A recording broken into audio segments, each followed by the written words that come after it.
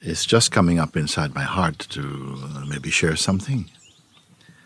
Because I see that during this time, sometimes even from the Sangha also, and people who have been in the spiritual path for some time, panic does come. Not as much as we hear generally speaking. I mean, people have concerns and so like that comes.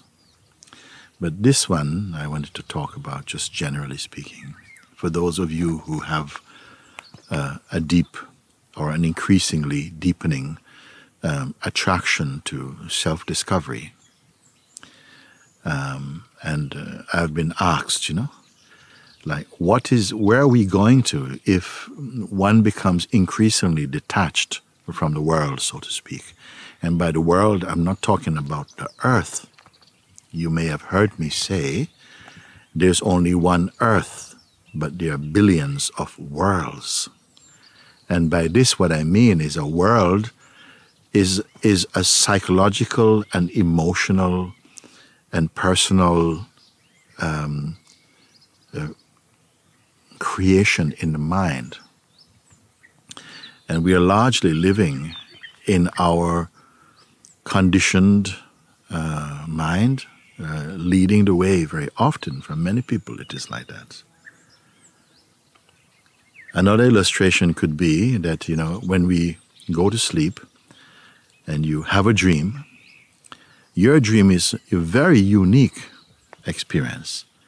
Even if your most beloved was right next to you and you were having a tremendous dream, there's no way that you could plug in, even if if the technology was available, you couldn't plug in and experience that dream together in the same way that you experience it.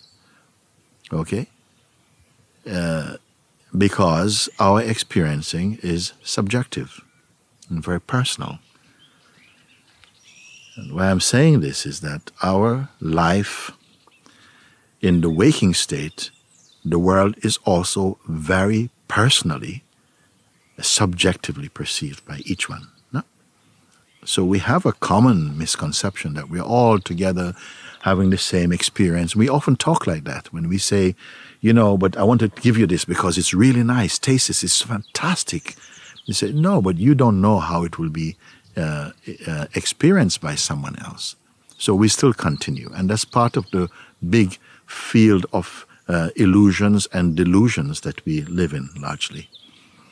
So when I say that we are becoming less and less attached to the worldly mind,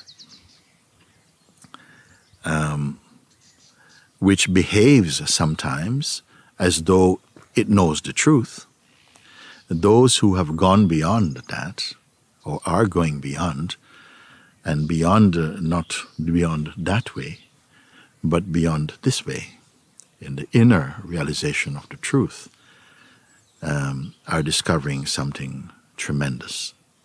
What the mind can offer to us, all the adventures, it can offer, yes, pleasures, but not happiness. You see? It can ask you, you can be offered a sense of resting, but not peace. The peace that I speak about is coming from the truth within you. The more you grasp of your true nature, the more you are living constantly in a field of peace and a calm mind. So I just wanted to say today that sometimes people wonder if you are somehow appearing to be retracting from the world, so to speak. It's not because it's evil and you're cynical about it, but that you are discovering a higher way of perceiving inside and coming to the truth of who and what we are internally, not just as body and body-mind, but even beyond mind. And people may say, oh, you speak about beyond mind. Mind is all I know. Well, mind is all you. Mind offers a kind of knowledge which is actually not as deep as you think. It is deep only in appearance. For depth, I don't even want to use the word deep. The truth is not deep. The truth is here. It is just not recognized. And for those who have come to a place of seeing, what is the life like of one who is dropping personal identity or going beyond, transcending the worldly pull that comes from the mind? What is the life like? Well, actually, it's very beautiful. It's beautiful, full of beauty, and not fantasy, not projection.